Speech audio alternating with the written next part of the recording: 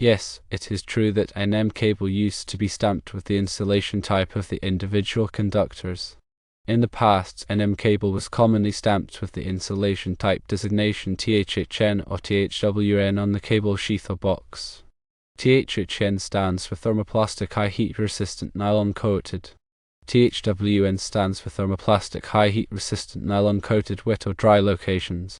Yes, in recent years, the stamping of insulation type on NM cable has become less common.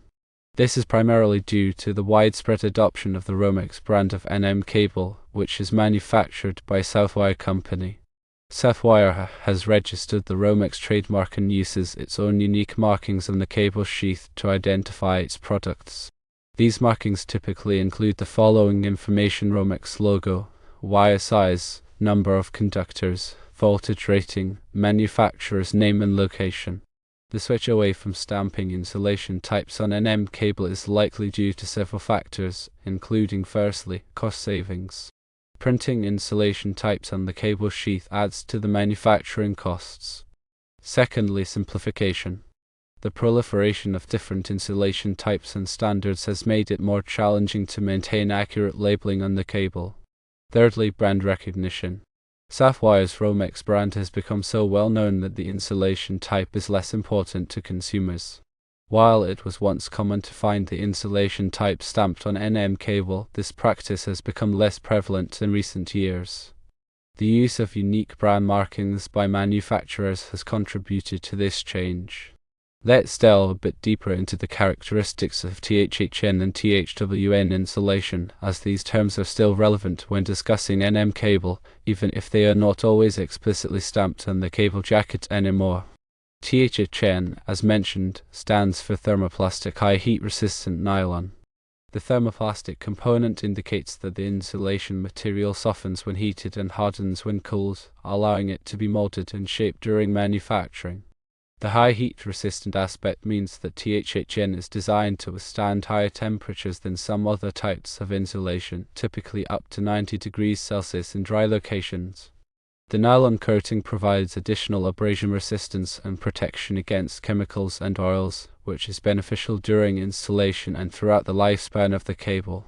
THWN, on the other hand, includes an additional designation, W, which stands for wet locations. This means that THWN insulation is specifically designed to be used in wet or damp environments. It incorporates moisture-resistant materials that prevent water from penetrating the insulation and causing electrical problems such as short circuits or ground faults. Like THHN, THWN also has a thermoplastic construction, high heat resistance, and a nylon coating.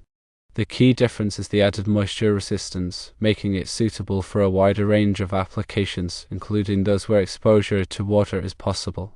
When selecting NM cable, it is important to consider the intended use and the environmental conditions. Even though the insulation type may not be explicitly stamped on the cable, the manufacturer's markings will still provide information about the cable's voltage rating, ampacity, and suitability for different locations. Consulting the National Electrical Code, or NEC, is always recommended to ensure that the selected cable meets the requirements for the specific application. Article 334 of the NEC covers NM cable and provides guidelines for its installation and use. It specifies the types of locations where NM cable can be used, the ampacity of different conductor sizes, and the requirements for protecting the cable from physical damage. The NEC also includes tables that provide information on the allowable ampacity of conductors based on their insulation type and the ambient temperature. For example, Table 310.15b16 lists the allowable ampacities of insulated conductors rated up to 2000 volts, based on an ambient temperature of 30 degrees Celsius. It is important to note that the ampacity of a conductor decreases as the ambient temperature increases. Therefore, it is crucial to select a conductor with an appropriate ampacity rating for the specific installation conditions. In addition to the NEC, local electrical codes may also have specific requirements for NM cable installations. It is always a good idea to check with the local authorities to ensure compliance with all applicable regulations. While the shift away from stamping insulation types on NM cable may seem like a minor change, it reflects broader trends in the electrical industry, such as the increasing emphasis on cost savings, simplification, and brand recognition. By understanding the reasons behind this change and by familiarizing themselves with the manufacturer's markings and the requirements of the NEC, electrical professionals can continue to select and install NM cables safely and effectively. Let's consider some practical examples of how NM cable is used in residential wiring. One common application is for branch circuits that supply power to lighting fixtures, receptacles, and appliances. For example, a 120 volts 20 amp circuit that serves several outlets in a living room might be wired with 12mm-THWN cable, which consists of two 12 American wire gauge conductors and a ground wire. 12 American wire gauge conductors are suitable for carrying a 20 amps load, and the ground wire provides a path for fault current to flow back to the source, helping to protect against electrical shock. Another common application is for circuits that supply power to kitchen appliances such as refrigerators, dishwashers, and garbage disposals. These appliances typically require dedicated circuits with higher ampacity ratings. For example, a 120 volts 20 amp circuit that serves the refrigerator might be wired with 12mm-THWN cable, while a 240 volts 30 amp circuit that serves an electric dryer might be wired with 10mm-3NM cable, which consists of three 10 American wire gauge conductors and a ground wire. In addition to branch circuits, an N cable is also used for feeder circuits that supply power from the main electrical panel to subpanels located in different parts of the house. For example, a 100 amps feeder circuit that supplies power to a subpanel in a detached garage might be wired with 2-2-2-4 aluminum NM cable, which consists of two 2 American wire gauge aluminum conductors, a 2 American wire gauge aluminum neutral conductor, and a 4 American wire gauge aluminum ground wire. Aluminum conductors are often used for larger feeder circuits because they are lighter and less expensive than copper conductors of the same ampacity. When installing NM cable, it is important to follow the requirements of the NEC and the manufacturer's instructions. Some key considerations include supporting the cable properly, protecting it from physical damage, and ensuring that it is not exposed to excessive heat or moisture. NM cable must be supported at intervals not exceeding 4.5 feet and within 12 inches of boxes, cabinets, and fittings. It must also be protected from physical damage where it is exposed, such as in attics, basements, and crawl spaces. NM cable should not be installed in wet or damp locations unless it is specifically listed for such use. In addition to these general requirements, there are also specific rules for installing NM cable in different types of construction. For example, when running NM cable through bored holes in wood framing members, the cable must be protected from abrasion by using grommets or other approved methods. When running NM cable parallel to framing members, it must be located at least 1.25 inches from the edge of the framing member, or it must be protected by a steel plate or sleeve. Understanding the different types of NM cable and the requirements for their installation is essential for electrical professionals and homeowners alike. By following the NEC and the manufacturer's instructions, you can ensure that your electrical wiring is safe and reliable. The evolution of cable markings reflects a broader trend in the electrical industry towards standardization and simplification.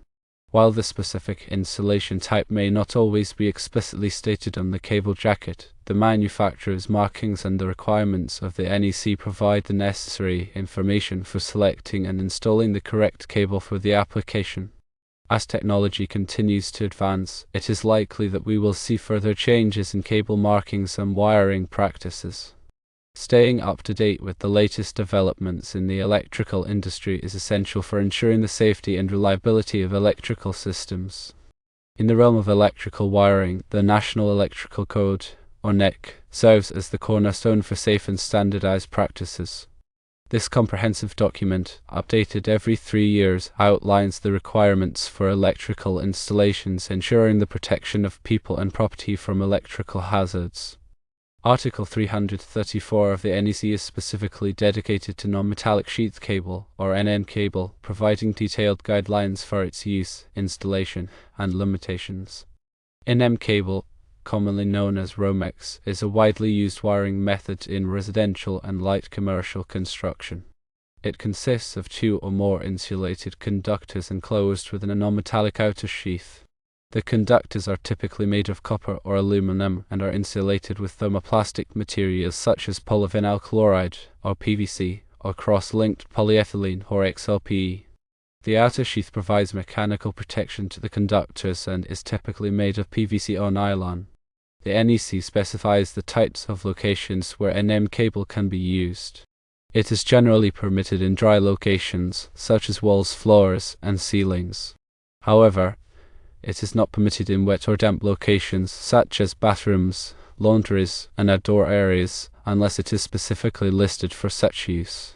NM cable is also prohibited in locations where it is subject to physical damage, such as in conduit or raceways. The NEC also specifies the ampacity of different conductor sizes used in NM cable. Ampacity refers to the maximum amount of current that a conductor can carry continuously without exceeding its temperature rating. The ampacity of a conductor is determined by its size, insulation type, and the ambient temperature. The NEC provides tables that list the allowable ampacities of conductors based on these factors. For example, Table 310.15b16 lists the allowable ampacities of insulated conductors rated up to 2000 volts, based on an ambient temperature of 30 degrees Celsius or 86 degrees Fahrenheit. It is important to select a conductor with an appropriate ampacity rating for the specific application. If a conductor is overloaded, it can overheat and potentially cause a fire. The NEC also includes requirements for protecting NM cable from physical damage. NM cable must be supported at intervals not exceeding 4.5 feet and within 12 inches of boxes, cabinets, and fittings. It must also be protected from physical damage where it is exposed, such as in attics, basements, and crawl spaces. NM cable can be protected from physical damage by using conduit, raceways, or other approved methods. In addition to these general requirements, the NEC also includes specific rules for installing NM cable in different types of construction. For example, when running NM cable through bored holes in wood framing members, the cable must be protected from abrasion by using grommets or other approved methods. When running NM cable parallel to framing members, it must be located at least 1.25 inches from the edge of the framing member, or it must be protected by a steel plate or sleeve. The NEC also addresses the issue of voltage drop in NM cable installations. Voltage drop refers to the decrease in voltage that occurs along the length of a conductor due to its resistance. Excessive voltage drop can cause equipment to malfunction and can also reduce the efficiency of the electrical system. The NEC recommends that the voltage drop in branch circuits should not exceed 3% and that the voltage drop in feeder circuits should not exceed 5%. To minimize voltage drop, it is important to use conductors of adequate size and to keep the length of the wiring runs as short as possible. The NEC also includes requirements for grounding NM cable installations. Grounding refers to the connection of electrical equipment to the earth, which provides a path for fault current to flow back to the source, helping to protect against electrical shock. NM cable must be grounded in accordance with the requirements of the NEC. Typically, a grounding conductor is included in the NM cable assembly and is connected to the grounding system at the electrical panel and at each outlet or device. The grounding conductor must be properly sized and installed to ensure that it can safely carry fault current. The NEC also addresses the issue of arc fault circuit interrupters, or FSIs, in NM cable installations. FSIs are devices that are designed to detect arc faults, which are dangerous electrical conditions that can cause fires. The NEC requires the use of FSIs in many locations, including bedrooms, living rooms, and dining rooms. When an arc fault is detected, the FSI will trip, interrupting the flow of current and preventing a fire. Understanding the requirements of the NEC is essential for electrical professionals and homeowners alike. By following the NEC, you can ensure that your electrical wiring is safe, reliable, and compliant with all applicable regulations. The information provided in the NEC is constantly evolving, so it is important to stay up to date with the latest changes and revisions. Electrical safety is paramount, and adherence to the NEC is a critical step in protecting people and property from electrical hazards.